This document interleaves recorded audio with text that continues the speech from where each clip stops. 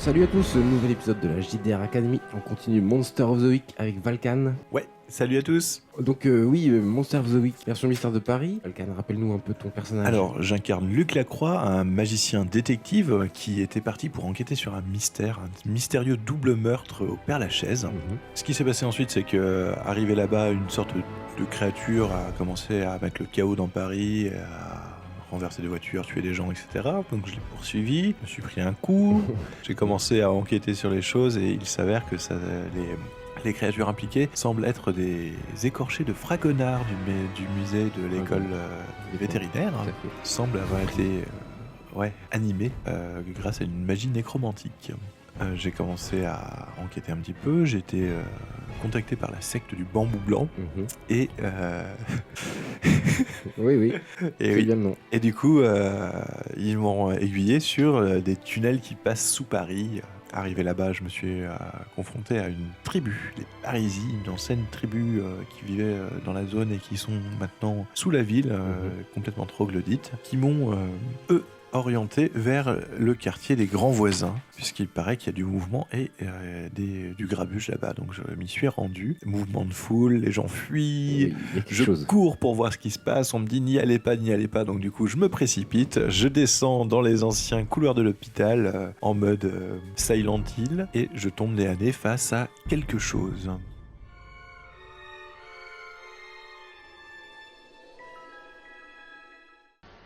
Effectivement, tu es dans ce couloir face à quelque chose et cette créature avance vers toi assez lentement. Tu distingues que c'est un écorché. Il semble tout frais et il porte des vêtements d'Halloween, comme s'il était habillé, tu sais, dans le costume de Scream, tu vois. Il a sa tête. Il a sa tête, ouais, mais ça a l'air d'être cousu.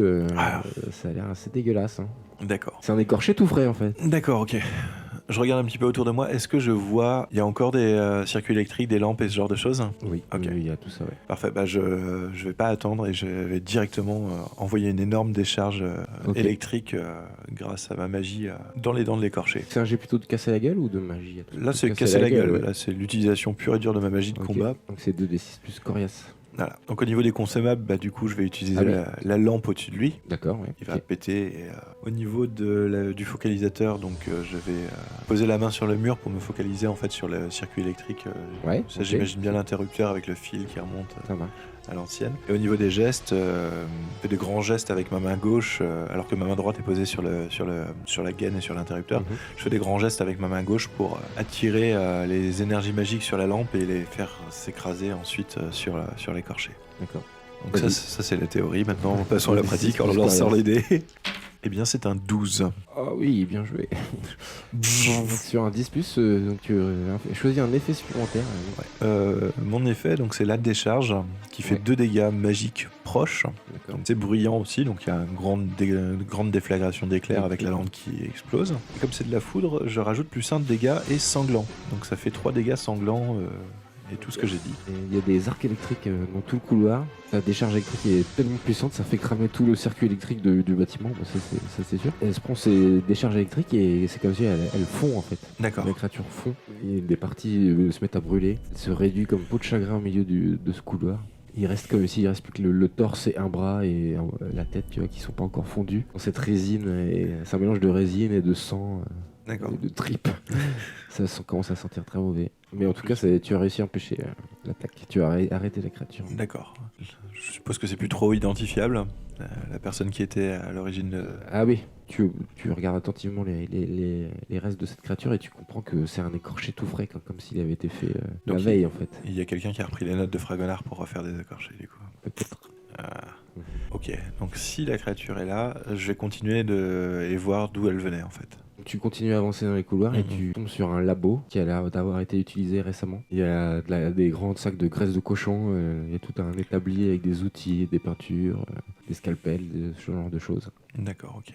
Donc ouais, c'est... Et tu retrouves une cape noire posée dans un coin. C'est la même cape que tu aurais déjà vue dans la vision que tu as eue au cimetière. Ok, bah je vais fouiller un petit peu partout pour essayer de trouver des indices, des choses. Ok.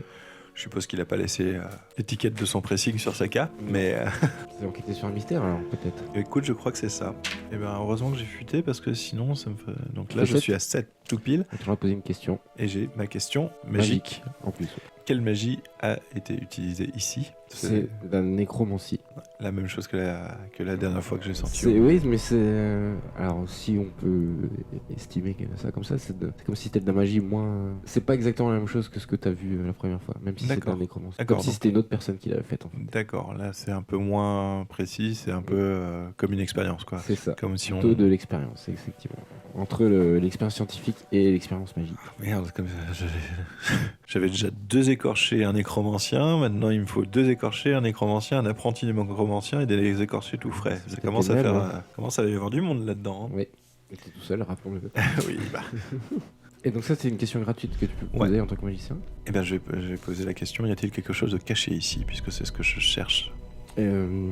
Tu retrouves les notes signées de la main de Fragonard, avec toute la méthodologie pour comment faire des écorchés. C'est les mêmes notes que j'avais vues au musée vétérinaire ? Non, c'est d'autres notes. D'accord. Mais tu reconnais l'écriture, c'est vraiment de la main de Fragonard. Et ces notes sont dans une sorte de chemise très vieille, abîmée par le temps, avec de la résine à moitié collée dessus. Et sur la pochette, c'est écrit Constance. Constance. Et en fouillant dans ces notes, tu vois aussi des schémas d'écorchés, puis ce qui semble être des croquis d'un cavalier. D'accord, ok. Bah, je vais me renseigner un petit peu sur cette histoire de Constance et de cavalier. Enfin, je pars d'ici déjà.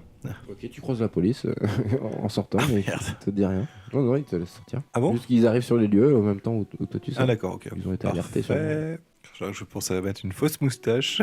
C'est ça. Donc tu fais des recherches, c'est ça directement ? Ouais, je pense un petit coup de Google. Si je tape Fragonard, Constance et Cavalier, je pense que... Tu apprends que Honoré Fragonard avait une fiancée qui s'appelait Constance, qui est morte en 1771, la même année où il a été viré. Il s'est fait virer.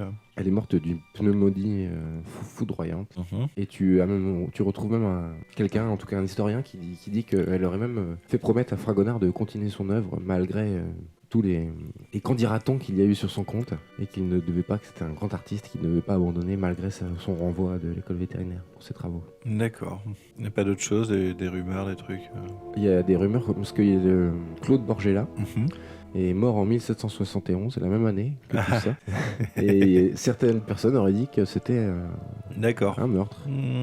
Ok, mais on n'a jamais retrouvé le corps. Non, on n'a jamais retrouvé le corps. Il aurait peut-être fini dans un écorché. Ok, sympa.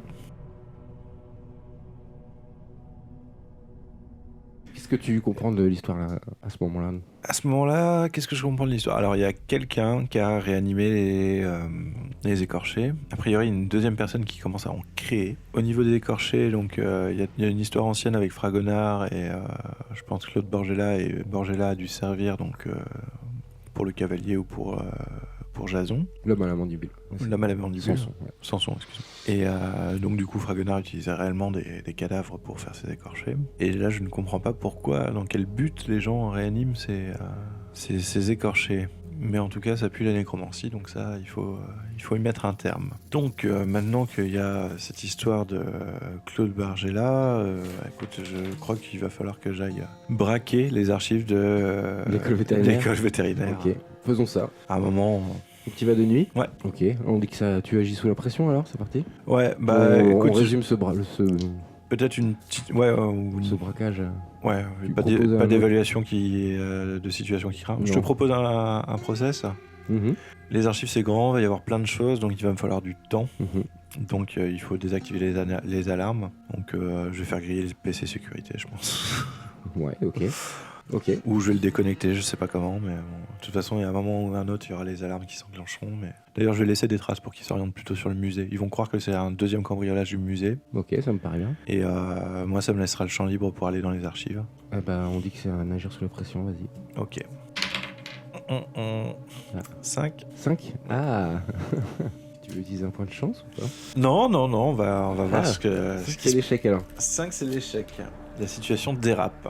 Ok, donc tu es en train tu as réussi à accéder par effraction à l'intérieur de l'école, trouver le PC de sécurité, désactiver, en tout cas ce que tu crois, désactiver les alarmes, mais tu n'avais pas vu un système secondaire de sécurité, parce que tu ne t'y connais pas assez. Tu rentres dans les archives, tu commences à consulter des trucs sur Claude Borgella, notamment qu'il était écuyer de Louis XV et que c'est un peu il a eu la pression pour licencier et renvoyer Fragonard. Tu découvres qu'il y a une vraie inimitié entre ces deux hommes qui se détestaient, notamment que Fragonard n'avait pas accepté ce renvoi ou trouvé ça injuste. Au moment où tu es en train d'apprendre tout ça, et tu apprends aussi que Fragonard comptait faire plein d'écorchés, qu'il avait tout un projet et qu'il aurait bien voulu que s'il avait eu des enfants qui continuent son projet peut-être après lui, tu vois.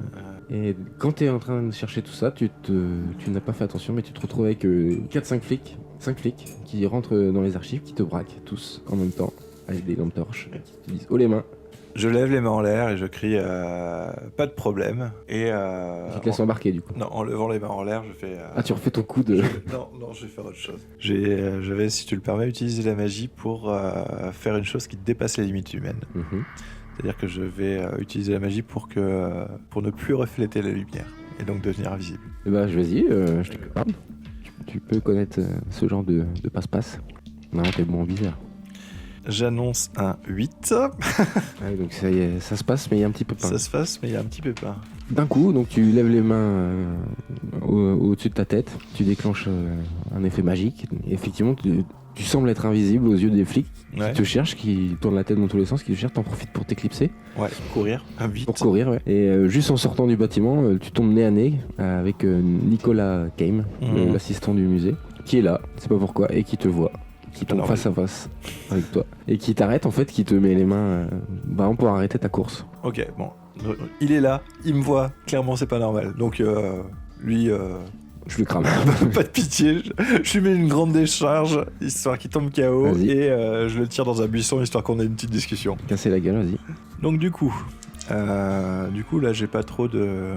À niveau des consommables j'en ai pas trop, donc je vais accepter de prendre un dégât. Ok, très bien. Au niveau du focalisateur, donc ta dague peut-être. Ouais, je vais me focaliser sur la dague. Et au niveau des gestes, clairement. Moi, tu tends la main, tu fais une sorte de. Je tends la main en faisant un signe de vor ou. D'accord. N'importe quoi. J'annonce un 9. C'est-à-dire que pour casser la gueule, 9, ça suffit, mais je peux prendre des dégâts. Ouais. S'il est assez près, voilà. Tout à fait. Ouais, mais on va dire que tu prends pas de dégâts. On arrive, c'est que par contre, tu envoies une décharge électrique qui le projette au loin.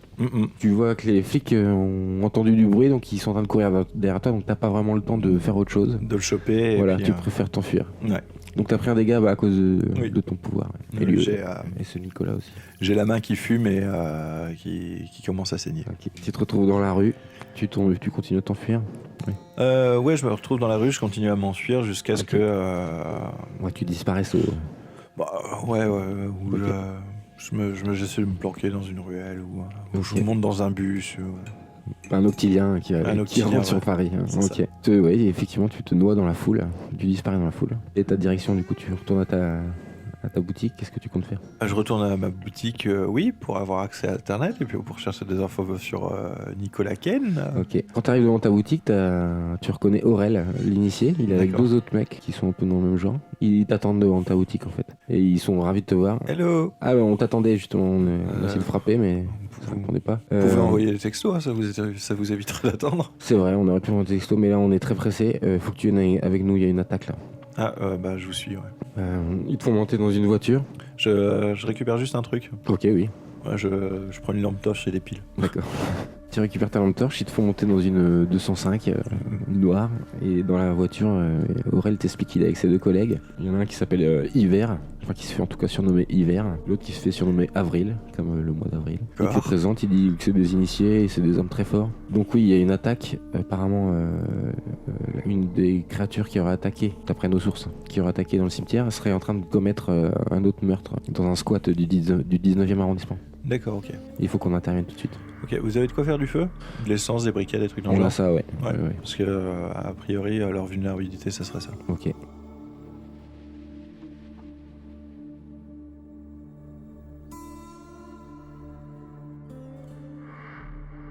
Donc vous arrivez avenue Stalingrad dans le 19e arrondissement et en face d'une station essence Total.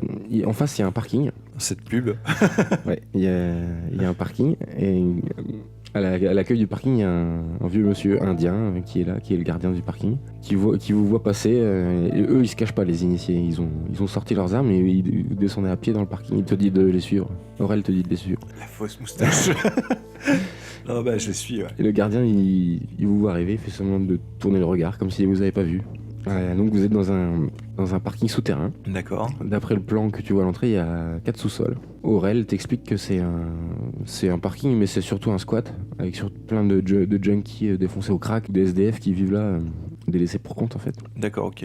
Et donc Qui là, il y vivent a... dans ces sous-sols. Personne avec un cheval a été aperçu rentrant dans le parking. Ok. Bon, bah, je leur explique vite fait du coup que a priori les cadavres qui ne sont pas retrouvés servent à créer des nouvelles créatures, donc ça serait bien de mettre un terme à tout ça. Voilà. Ah oui, donc peut-être qu'elle est en train de se Peut-être fournir là. Peut-être que c'est pas que des meurtres, peut-être que c'est une espèce de moisson qui est en train de... Donc là, il faut y aller. Vous descendez dans ce parking. Donc il y a seulement des voitures au premier étage, des voitures un peu taguées comme s'ils étaient un peu abandonnées. Je regarde, il y en a un des deux qui a pris un bidon d'essence ou un truc dans le genre. Oui, il y en a un des deux qui a pris un bidon d'essence. Il y en a un qui a une arbalète d'ailleurs, et l'autre qui a l'air d'avoir une grande épée à 2 mains, bien moyenâgeuse. Vous vous éclairez un peu partout, tu vois dans des coins, vous descendez au 2e sous-sol, dans des coins t'as des mecs complètement shootés qui font même pas attention à vous en fait. Ok. J'avais lu une situation qui craint. Oui. J'annonce 10. Donc sur 10+, tu as une réserve 3, donc tu as 3 points de réserve pour déposer des questions au gardien. Ok, y a-t-il des dangers que l'on n'a pas remarqués? Les dangers a priori que tu n'as pas remarqué, ça peut être des junkies qui sortiraient des ombres que tu n'as pas vu et qui sont un peu accros et qui viennent vous faire chier, mais c'est pas un danger de mort a priori. On continue à marcher, vous croisez une femme qui a 20 ans avec un bébé dans les bras qui vous demande si vous avez de l'héroïne. On trace. Vous répondez pas. Okay. Tu as encore des points de réserve.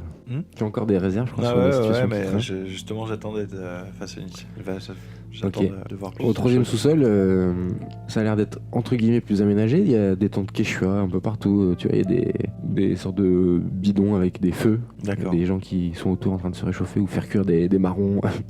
Ou des restes de nourriture. Et là, on vous regarde, vous attirez quand même un peu plus l'attention. Il y a même un des initiés qui se fait un peu emmerder, et le mec, l'initié bouscule, celui qui s'appelle Hiver, il bouscule le mec, commence à gueuler sur le sale junkie, dégage, t'approches pas de moi et tout. On se calme, c'est pas la mission, on y va là. Il est pas très à l'aise ce Hiver dans ce milieu. T'as un autre mec, un jeune rebeu, peut-être qu'il a 25 ans, qui te demande si tu veux quelque chose. Non. Tu veux quoi? Non, je veux juste pas venir descendre. ici, hein. T'as l'air propre sur toi, faut pas venir ici. Je veux juste descendre. Descendre, pourquoi faire?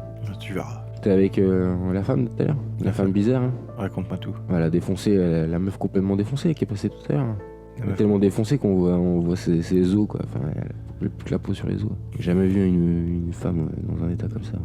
Ok, bah, dis-moi tout là, raconte-moi ça. Eh ben, il te dit qu'il y a peut-être 1 heure, il y a une femme de petite taille qui a l'air d'être une cavalière. En tout cas, c'est la rumeur qui se répand dans le squat, qui s'appelle Total d'ailleurs, c'est le nom du squat, parce que c'est en face de la station Total. Et ouais, qu'il y a une femme qui cherche des jeunes à recruter pour son équipe. Parce qu'elle parle? Elle parle, ouais.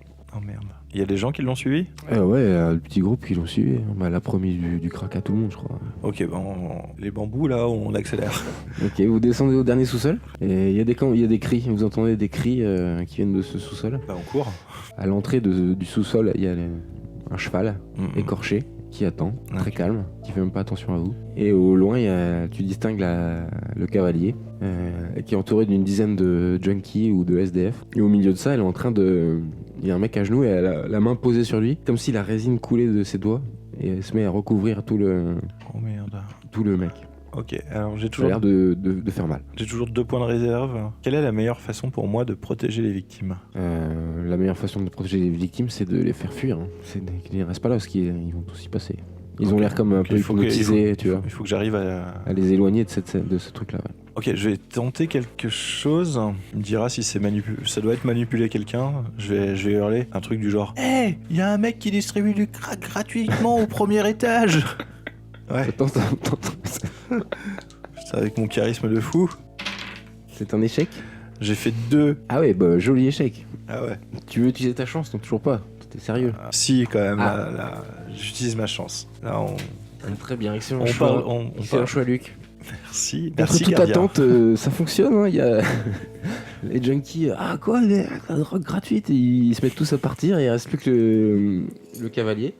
Et maintenant que tu le vois de plus près, c'est éclairé au néon du parking. C'est plutôt une cavalière. D'accord. Et il y a juste, elle se retrouve seule. Donc tous les junkies partent en courant, vous bousculent au passage. À côté d'elle, donc à genoux, il y a ce pauvre homme qui s'est fait résiner, on va dire, et qui n'a pas l'air très conscient pour l'instant en tout cas. D'accord. Et elle se tourne vers vous. en vous disant « Ah, des nouvelles recrues ?» Hiver, tu m'arroches le cheval. Moi, je vais m'occuper d'elle. Ok. Hiver, il part avec son épée à deux mains, donc vers le cheval. Je la regarde, je fais Constance Fragonard, je suppose. Elle est perturbée, elle te répond pas, mais tu sens dans ses yeux vitreux, sans expression, que tu as touché juste.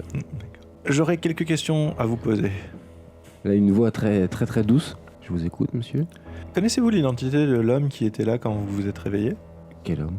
La silhouette en cape noire. Ah, non. Non? Là, t'as le mec qui est recouvert de résine, qui a des spasmes au sol. Ok, bon, va falloir que j'agisse Tu es vite, c'est ça. venu admirer mon œuvre? Non, je suis venu y mettre un terme et j'aimerais bien aussi essayer de récupérer l'homme à la mandibule. Ah, tu devrais t'occuper de lui, c'est lui la vraie menace, c'est pas moi. Je pense que vous êtes tous les deux des menaces. C'est à ce moment-là que t'entends hurler à la mort au niveau supérieur du parking. Ouais, Là, il y a Aurel qui dit « Ok, je vais voir ». je veux bien, ouais. Donc Aurel remonte. Mhm. Pendant ce temps-là, t'as le cheval qui se laisse abattre, qui ne réagit pas en fait. Même la cavalière ne réagit pas vraiment. Quand le cheval brûle. Voilà, il va pour l'instant à coup d'épée, d'accord. Et pour essayer de décapiter le truc, il est en train d'émousser sa lame et il fout le feu effectivement au Je cheval. l'ai dit de l'arroser. Oui, non, j'avais oublié. Il arrose, et effectivement, le cheval prend feu et il ne réagit même pas, tu vois. C'est ça le problème des sectes, hein. Ils sont tellement endoctrinés qu'après ils écoutent plus rien. Enfin, Oui, et donc elle te répond, Constance, en voyant son cheval brûler, c'est pas grave, j'en aurai un autre bientôt. Ouais. J'en aurai même des dizaines d'autres, des centaines d'autres. non, votre œuvre s'achève ici, comme elle aurait dû s'achever il y a bien longtemps avec votre mari. Donc le bruit se fait de plus en plus fort aux étages supérieurs et elle dit ah, elle lève les yeux vers le plafond. Je crois qu'on a une visite. Ouais, je pense que c'est pour vous. Donc qu'est-ce que tu fais? J'évite d'être dans la ligne droite de l'entrée et de Constance parce que je sens qu'il y a un truc qui va charger. Oui. Et je prends. Tu continues à lui parler Je d'en savoir je plus. prends ma lampe torche dans la main. J'attends de voir ce qui déboule en fait. Oui, donc on a dit qu'il y avait Hiver, Aurel et un troisième qui s'appelait Avril. Donc il y a Avril qui est avec toi Mhm. et qui insiste, il dit on y va, on la brûle. Ouais, enfin. Il a envie de prendre les devants quoi. Ouais, bah. Il est chaud. Il te reste assez d'essence pour en brûler plus parce que là j'attends de voir ce qui débarque déjà. Ah ouais, on a encore un bidon, ouais. Tu peux regarder? Ok, il court vers le niveau supérieur et il revient peut-être 10 secondes après, le visage effrayé. Là, tu vois l'homme à la mandibule arriver. Dans une des mains, il tient Aurel, votre copain initié. Oh, merde. Il le tient par la tête, tu vois, avec sa main. Il le soulève du sol facilement. Et il le lance à travers tout le parking. Ok, Il bah. va se râper sur le sol J'essaye inconscient. Et l'homme à la mandibule, donc tu es entre l'homme à la mandibule et la cavalière d'Apocalypse. J'essayais de pas être dans la ligne Bah droite. oui, tu l'as dit, tu veux bien préciser. Tu n'es pas exactement au milieu, mais dans la configuration globale, tu es entre les deux. en tout cas. J'attends de voir s'il y en a un qui va charger sur l'autre. Elle lui dit gentiment bonjour Claude. Ah, je m'en doutais. Et là, tu assistes, lui aussi se met à parler, et tu assistes sans réagir vraiment. Même Avril ne sait pas que vous vous retrouvez tous les deux paniqués. Lui, il est plus paniqué que toi. en tout cas. Et ils ont une sorte de conversation. Je vais peut-être pas le jouer, mais. En résumé.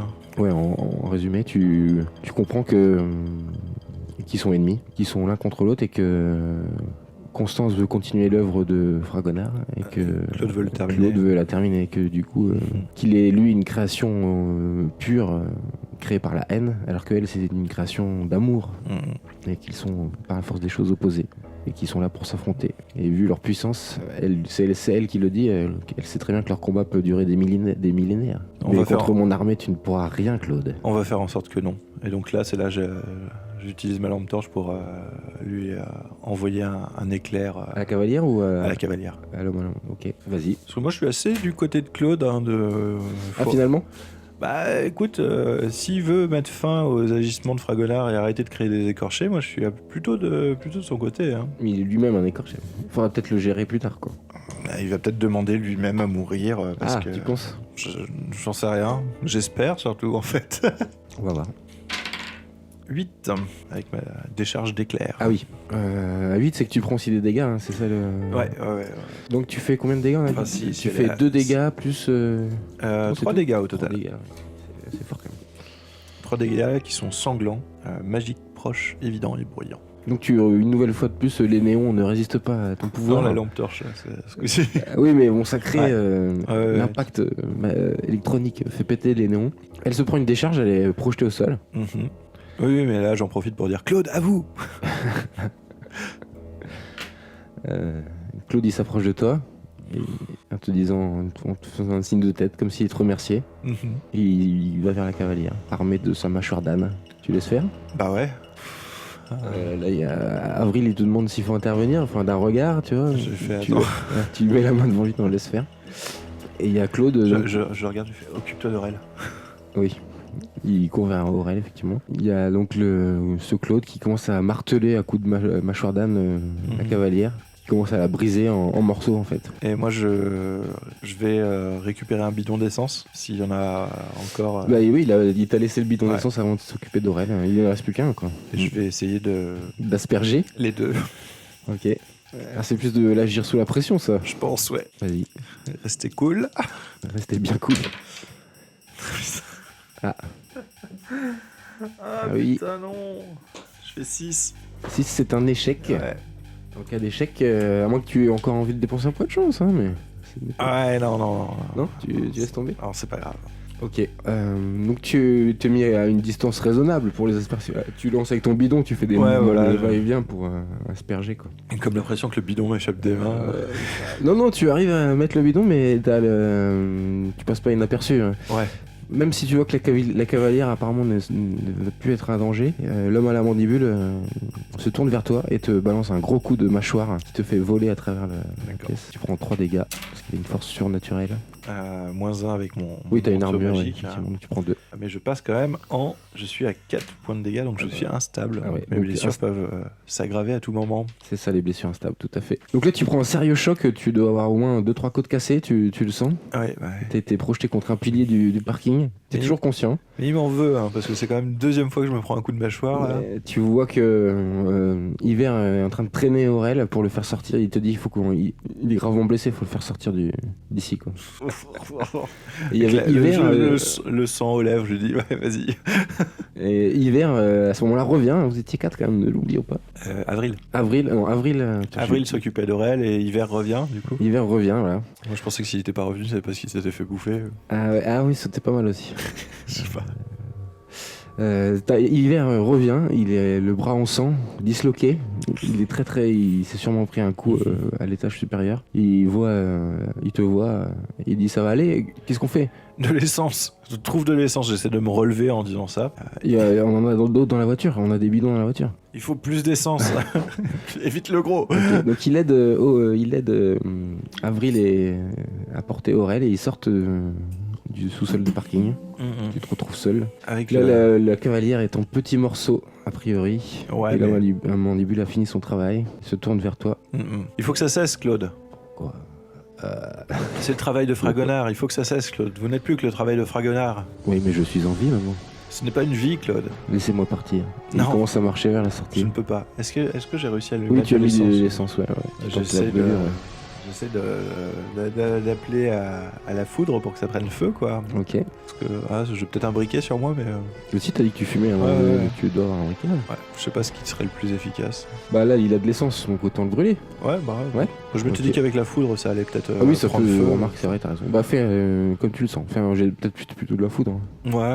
Ta magie de combat, ouais. Donc je tends la main vers lui, je me concentre sur ce qui reste de circuit électrique. Il n'y a plus rien maintenant, ça va être des dégâts physiques que tu es obligé de prendre. Ah oui, t'as ton téléphone portable? Non, je sors mes piles. Ah oui, t'avais pris des piles, exact. Piles que je lui lance du coup. Il va se prendre du 12 volts. Ouais. C'est ça. Ça va bien l'arrêter. Vas-y, casser la gueule du coup. Ouais. Au niveau des consommables, donc les piles, au niveau des focalisateurs, toujours ma dague en argent, que là pour le coup je vais dégainer. D'accord. Et au niveau des gestes, en fait ce que je vais faire c'est que je vais dégainer ma dague en argent, je vais m'entailler la paume de la main, je vais recouvrir de sang les piles et puis je vais les lancer vers Claude pour ensuite faire... les allumer quoi. Fermer le point pour que... Ok, c'est pas mal. Ça parte. Ça marche. Autant faire un truc avec style. Okay. J'annonce 7. Ah oui, donc c'est si tu prends des dégâts, c'est ça? Ouais, bah oui, tu avais malheureusement tout à l'heure en aspergeant l'essence, tu t'en es mis un peu sur toi quand même. Aïe. Donc ça fonctionne, l'homme à la mandibule prend feu sous tes yeux, mais ton bras aussi prend feu. Donc tu reprends un dégât, plus un dégât instable, on va dire 2 alors. Oh la vache. Pas vraiment chier. Je suis en train d'essayer d'éteindre. Et tu vois l'homme à la mandibule qui continue à essayer de sortir du parking et qui se met à fondre petit à petit, et qui continue à marcher. Bon bah je le laisse fondre parce que de toute façon je suis plus en état là. Ouais, tu restes en haut, enfin en bas. Le dernier truc que je fais c'est que je sors mon téléphone et j'appelle les urgences. D'accord, ok. Parce que je crois qu'après je... C'est à ce moment-là que Avril revient avec Hiver et se met à asperger d'essence les restes de l'homme à la mandibule. Ça fonctionne et ça réussit à fondre et il ne reste plus qu'une sorte de flaque résineuse et avec des viscères de l'homme à la mandibule. La bonne brute, hein.